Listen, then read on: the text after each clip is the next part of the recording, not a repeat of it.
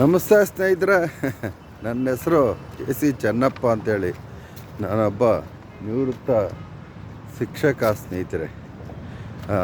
ನನ್ನ ವಾಸ ಶಿಕ್ಷಕರ ಬಡಾವಣೆ, ಮದ್ದೂರು, ಮಂಡ್ಯ ಜಿಲ್ಲೆ. ನಾನು ಇಲ್ಲೇ ಇರ್ತಕ್ಕಂತಹ ಶಿಕ್ಷಕರ ಬಡಾವಣೆಯಲ್ಲಿ ನನ್ನ ವಾಸ.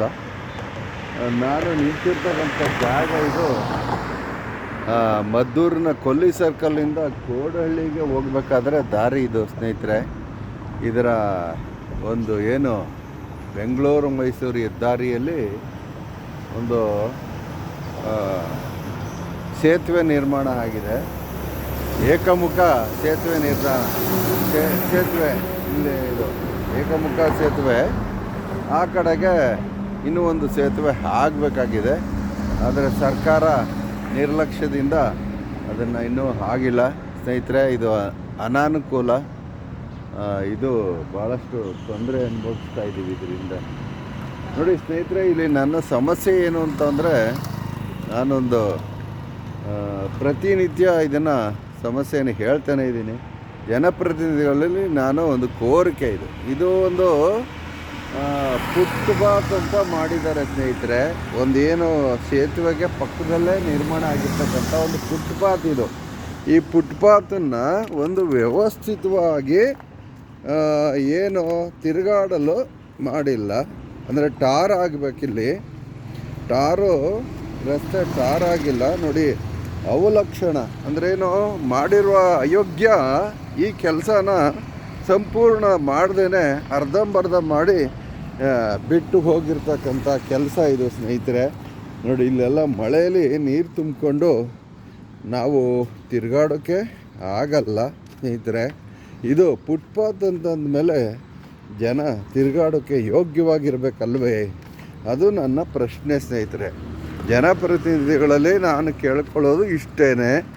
ಇದನ್ನು ಕೂಡ ಅಲ್ಲಿ ಏನು ಟಾರ್ ರಸ್ತೆ ಆಗಿದೆಯೋ ಅದೇ ರೀತಿ ಇದನ್ನು ಮಾಡಬೇಕು.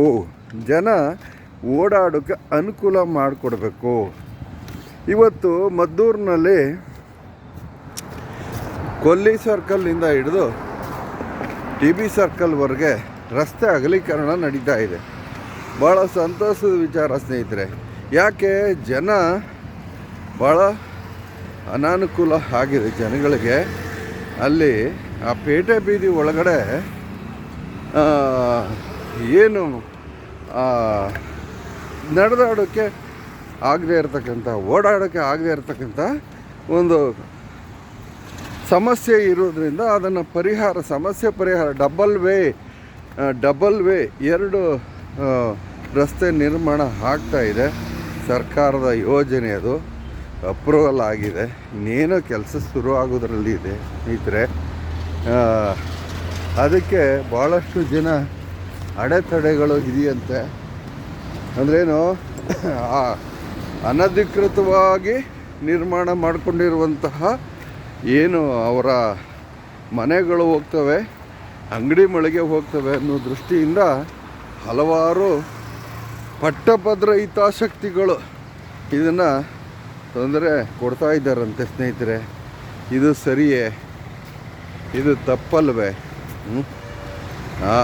ಆ ಜನ ಇಲ್ಲಿವರೆಗೆ ಅನಧಿಕೃತವಾಗಿ ಅಂಗಡಿ ಮುಂಗಟ್ಟನ್ನು ಕಟ್ಕೊಂಡು ಬೇಕಾದಷ್ಟು ಕೋಟ್ಯಾಂತರ ಹಣ ಸಂಪಾದನೆ ಮಾಡಿದ್ದಾರೆ.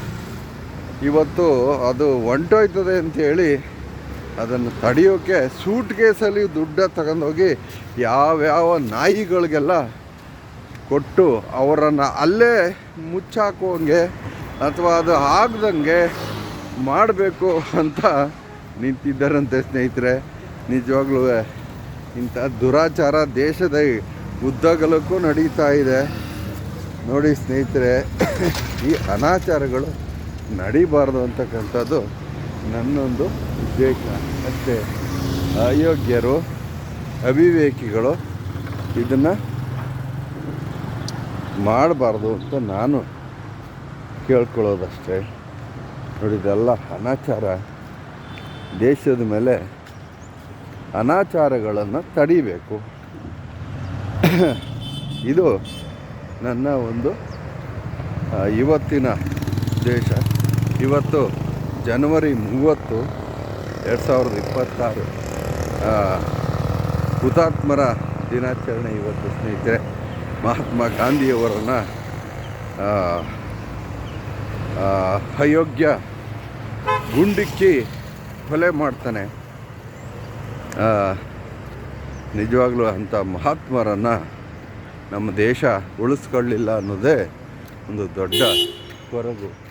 ನೋಡಿ, ಇಲ್ಲಿ ಅನಾಚಾರ, ಬೇಕಾದಷ್ಟು ಅನಾಚಾರಗಳು ನಡೆದಿದೆ ನೋಡಿ.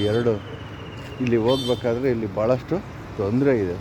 ಅಲ್ಲೊಂದು ಆ ಕಡೆ ಇದೇ ರೀತಿ ಒಂದು ಬ್ರಿಡ್ಜ್ ಆಗಬೇಕು ಅನ್ನೋದು ನನ್ನ ಒಂದು ಕೋರಿಕೆ ಸ್ನೇಹಿತರೆ. ಇದು ಇವತ್ತಿನ ನನ್ನ ಮನದಾಳದ ಮಾತು. Thank you so much.